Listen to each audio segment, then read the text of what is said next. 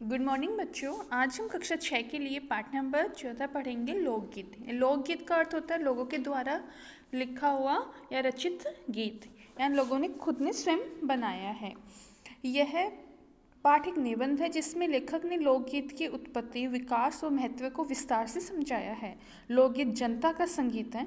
लोकगीत अपनी लोच लोच का मतलब होता है लचक, ताजगी और लोकप्रियता के कारण शास्त्रीय संगीत से अलग होता है। शास्त्रीय संगीत में बहुत समय देना पड़ता है, उसको रचना पड़ता है, उसके गाने तैयार करने पड़ते हैं जो आदमी और औरत के सेम होते हैं। जबकि लोकगीत में ऐसा नहीं होता, आदमियों के अलग होते हैं, औरतों के अलग होते हैं और अलग अलग त्योहार के अलग अलग गीत होते हैं।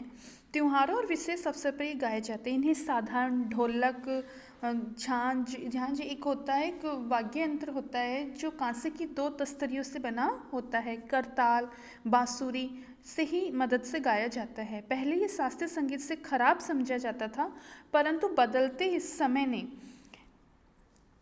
समय ने लोकगीतों को, लोक साहित्य को उच्च स्थान दिया है। लोकगीत कई प्रकार के होते हैं। आदिवासी, मध्य प्रदेश, दक्कन, छोटा नागपुर में गोंड, खांड, ओटाव मुंडा, भील, संथाल आदि क्षेत्रों में फैले हुए हैं।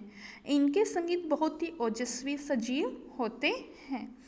पहाड़ियों के गीत भिन्न भिन्न रूपों में होते हैं। गढ़वाल, किन्नौर, कांकड़ा आदि के अपने अपने गीत और उन्हें गाने में अपनी अपनी विधियाँ हैं। उनका अलग अलग नाम ही पहाड़ी पड़ गया है। वास्तविक लोकगीत के गांव और देहातों में हैं। इनका संबंध देहात की जनता से है, बड़ी जान होती है। ये वहाँ के लोगों की बहुत बड़ी जान होती है। कौन? लोकगीत। चेता, कजरी, बारहमासा, सावन आदि मिर्जापुर, बनारस और उत्तर प्रदेश के पूर्वी बिहार के पश्चिमी जिलों में गाए जाते हैं।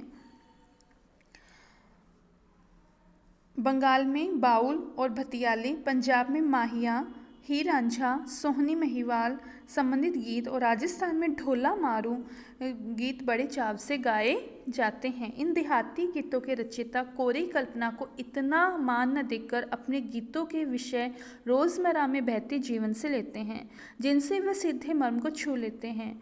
उनके राग भी साधारणतः पिल्लू, सारंग, दुर्गा, सावन, सोठ आदि है। भोजपुरी में करीब 30-40 वर्षों से विदेशिया का प्रचार हुआ है। लोकगीत कल्पना पर आधारित नहीं होते बल्कि देहाती जीवन के रोज़मर्रा विषय पर आधारित होते हैं। इनके राग भी साधारणतः पिल्लू, सारंग, दुर्वा, सावन, देहात में कहरवा, भिरवा, धोबियाँ आदि गाए जाते हैं। तो बिहार के गीत कौन से हैं? बिहार के हैं विदेशिया, बहुत लोकप्रिय है बिहार के अंदर। इनका विषय रसिका प्रेमी और प्रियाओं तथा परदेशी प्रेमी पर आधारित होता है। जंगल की जातियों में भी दल गीत होते हैं।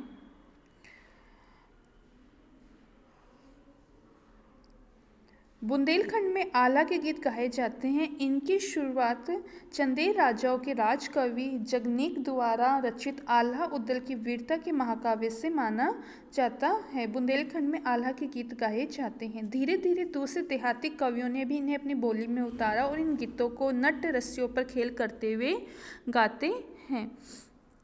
गीत हमारे गांव में आज भी बहुत प्रेम से गाए जाते हैं। इन्हें गाने पर गांव ढोलक के लिए गाते फिरते हैं। इसी की सीमा पर उन गीतों का भी स्थान है जिन्हें नट रस्सियों पर खेल करते हुए गाते हैं। आपने देखा होगा कि ये खेल दिखाने वाले आते हैं तो एक लड़की रस्सी पे चलती रहती है, लड़का रस्सी पे चलता रहता है, तो एक गीत गाते रहते हैं, वही लोकगीत होते हैं।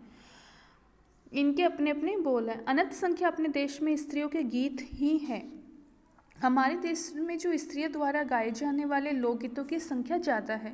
इनकी रचना भी वही खुद ही करती है। भारत के लोकगीत अन्य देशों से भिन्न है क्योंकि अन्य देशों में स्त्रियों के गीत मर्द से अलग नहीं होते हैं, यानी आदमियों से अलग नहीं होते हैं, लेकिन हमारे देश में विभिन्न अवसरों पर विभिन्न गीत गाए जाते हैं, जैसे जन्म, विवाह, मटकोड़, जोनार आदि की स्त्रियां गाते हैं। इन अवसरों पर गाए जाने वाले गीतों का संबंध प्राचीन काल से है।